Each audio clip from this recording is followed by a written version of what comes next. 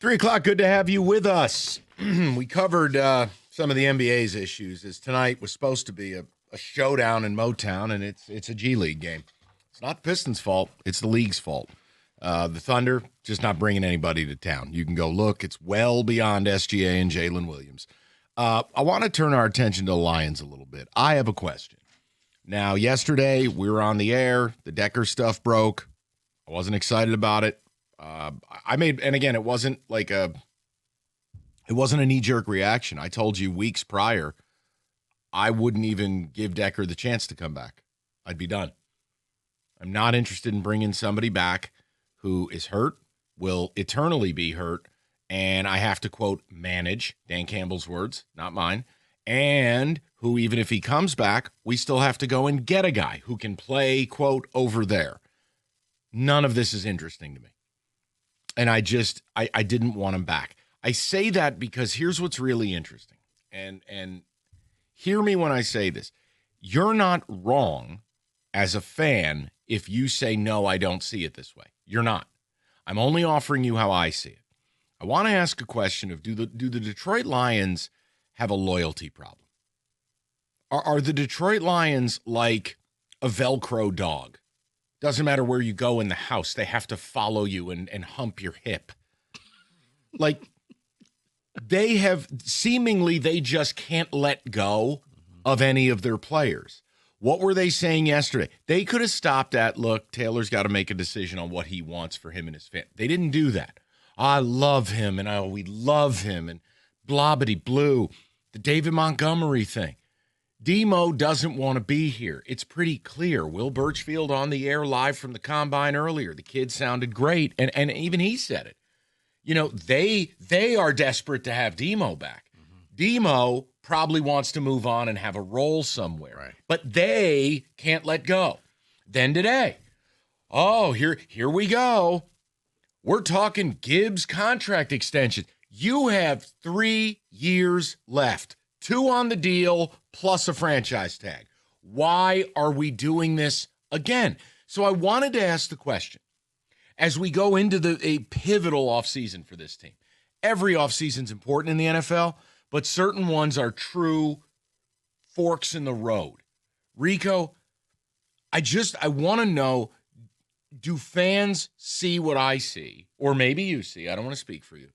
Do the Lions have an attachment problem to their own people? Because my answer is yes. You know what? They do. And I guess they started off saying they don't want to be that type of team. They don't want to be the team that falls in love with their own players until they fell in love with their own players. Until I joke about it, Mike, but I joke because it's some seriousness to this. Is you came up with this restructured plan, and it was a great plan of how they could free up money.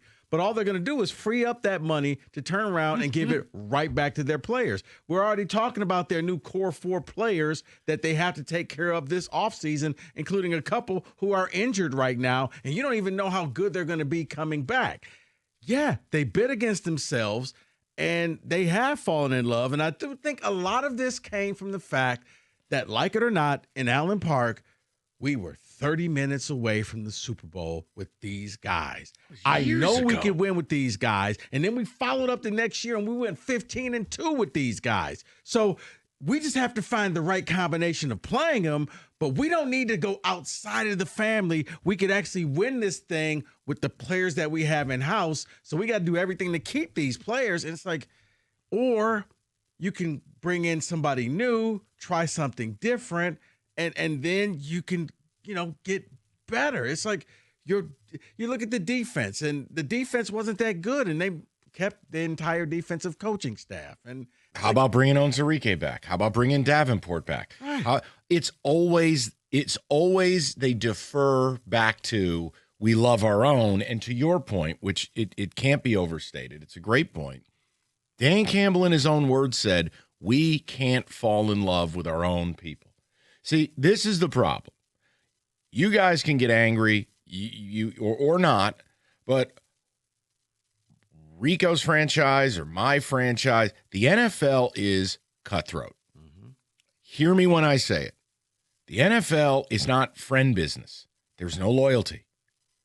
We're going to use you, and when you don't have a use, we're going to throw you over the bridge. But you were a 7-year vet that helped us win a title. Thank you. And the chair hits the same. The Lions aren't that. Yeah. The Lions are operating like it's college. I understand continuity, but I think this franchise, if they want to win a Super Bowl, I do think they need to change their ways a bit. Like, for instance, why are we having a conversation? And it's not just this radio station. I mean, it's any coverage of the team. Why is there any discussion of Brian Branch contract? He blew his Achilles. Goodbye. I'll play you this year, and I'll figure it out. Right. Show me you're the same player. Because this is year 4 for him, so right. This is the contract year, but you're hurt. And you may not be back until the midseason earliest. Case in point. Why are we running to the altar? And I like Jack Campbell. And Jack Campbell has become a leader on this team. And I understand all of what you're going to tell me. Jack Campbell is most likely going to cost a market-defining deal for an off-ball linebacker. Mm-hmm. You can go the route like for Gibbs. You still got 3 years to figure this out. And look, I just want to know from the people.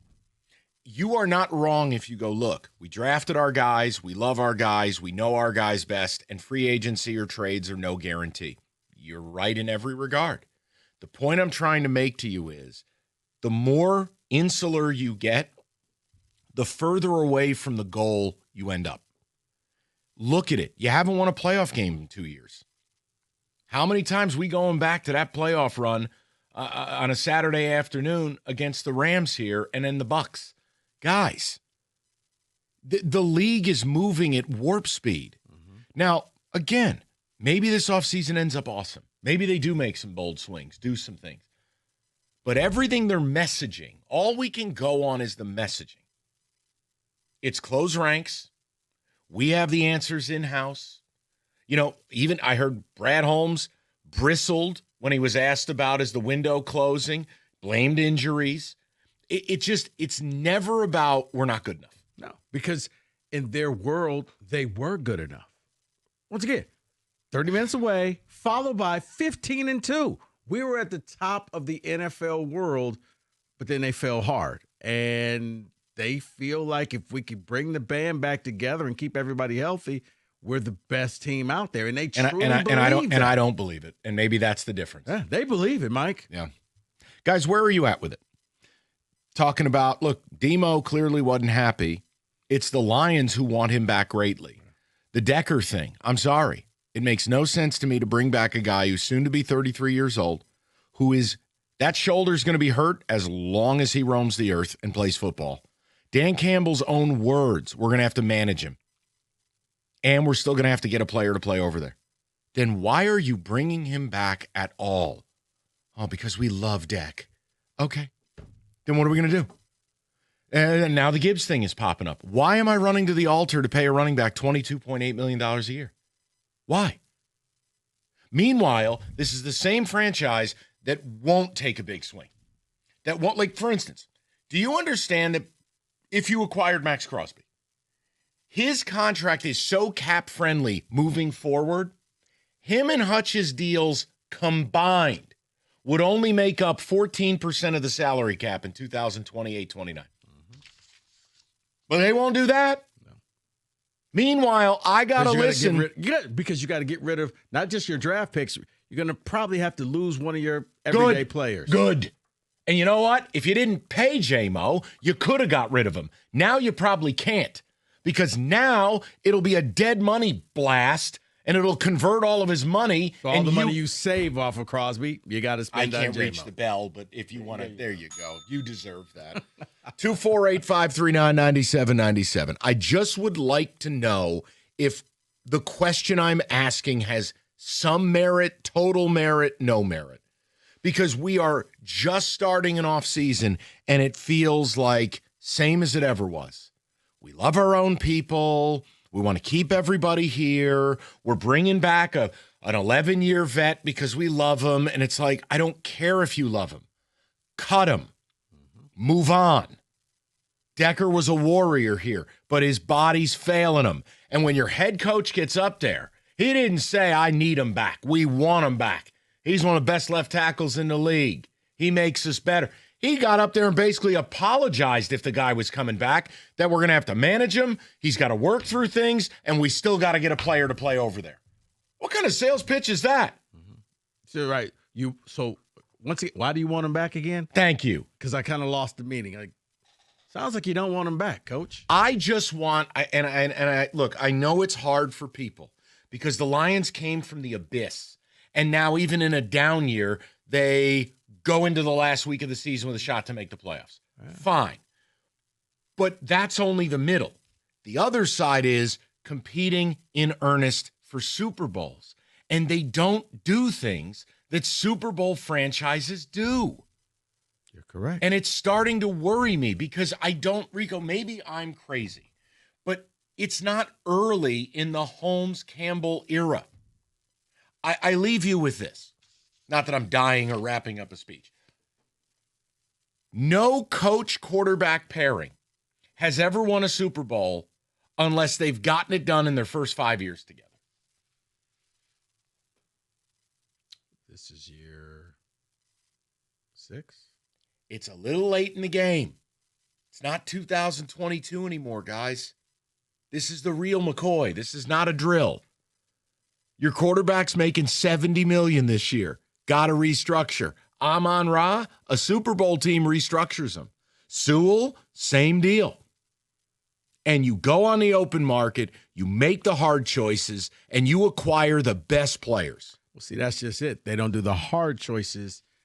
They keep the band together. Because it's safe. Super Bowl teams tick off their fan bases because they will cut somebody loose that the fans love. It's a great point. I agree completely. 248-539-9797.